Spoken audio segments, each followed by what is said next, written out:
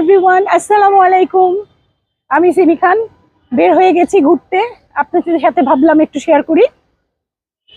বৃষ্টি হয়ে গেছে এক পশলা, ওয়েদারটা খুব দারুণ।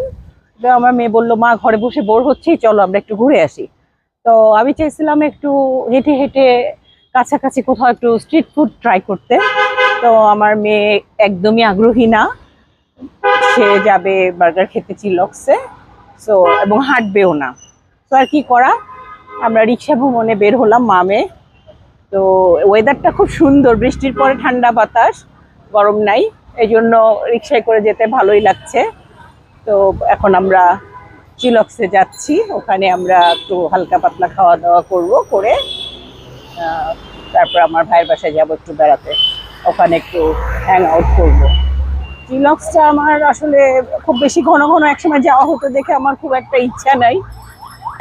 উত্তরাতে অনেক সুন্দর সুন্দর নতুন নতুন অনেক রেস্টুরেন্ট হয়েছে, আমার আবার নতুন নতুন জায়গা এক্সপ্লোর করতে খুব ভালো লাগে। কিন্তু আমার মেয়ে এবং আমার হাজবেন্ড ওরা নতুন জায়গা যেতে চায় না, কারণ এটার পিছু কারণ আছে, এবং আমার বোনও। তো দেখা যায় যে ফেসবুকে দেখে সুন্দর সুন্দর নতুন নতুন রেস্টুরেন্ট যখন আমরা যাই এক্সপ্লোর করতে, দেখা যায় বেশিরভাগ জায়গায় হয়তো খাবারটা বেশি ভালো লাগে না, বা দামটা অনেক বেশি থাকে। দেখা যায় যে খাবারের চেয়ে প্রাইসটা অনেক হাই ছিল, পরিবেশ বা সার্ভিস এরকম ভালো ছিল না, তো ওরা খুব বিরক্ত হয়ে যায়।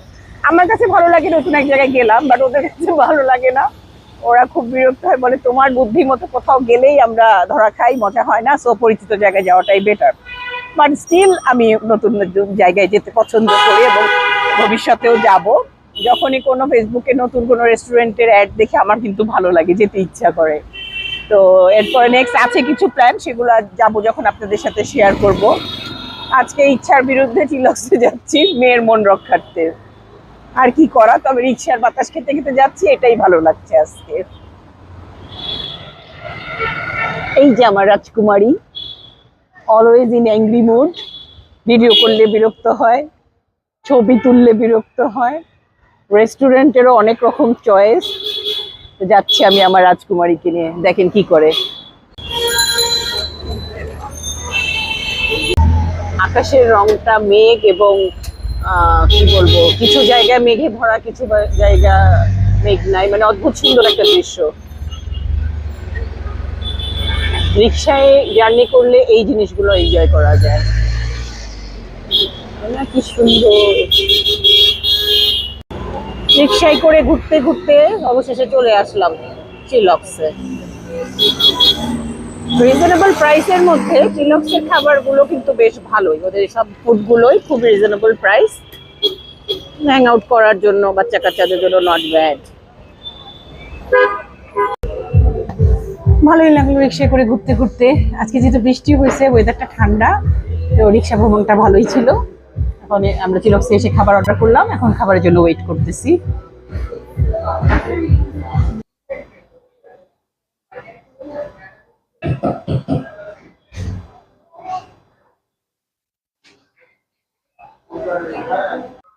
আমাদের খাবার চলে এসছে খুব ফাস্ট। আমরা নিয়েছি একটি ফ্রেঞ্চ ফ্রাইস রেগুলার, তারপরে ফান্টা দুটো, একটা চিকেন চিজ বার্গার, দুটো নাগা ড্রাম, আর ফিশ টট। ফিশ টটটা আমার কাছে বেশ ভালোই লাগে, নাগা ড্রামটা বেশ ভালোই ঝাল, আমার মেয়ের খুব পছন্দ। মোস্টলি আমার মেয়ের পছন্দের খাবারই আমি আজকে অর্ডার করেছি, যেহেতু ওর ইচ্ছাতে আজকে এখানে আসা। এখন আর কি করা, সন্ধ্যার সময় এগুলো খেতে ভালোই লাগে। চলো বাবু, শুরু করো।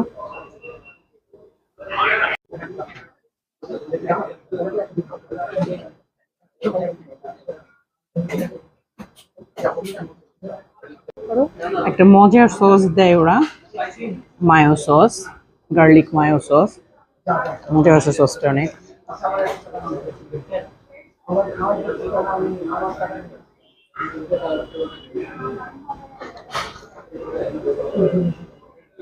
তো খাবার খুবই রেস্ট্রিক্টেড, খাওয়া খাওয়া হয়েই যায়।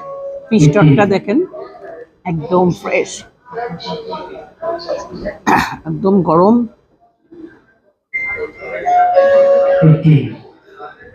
অনেক গরম, বাট টেস্ট গুড,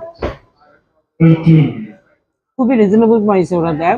160 টাকা 6 piece, is good. Naga drum, all food খুবই রিজনেবল প্রাইস, খেতেও মজা।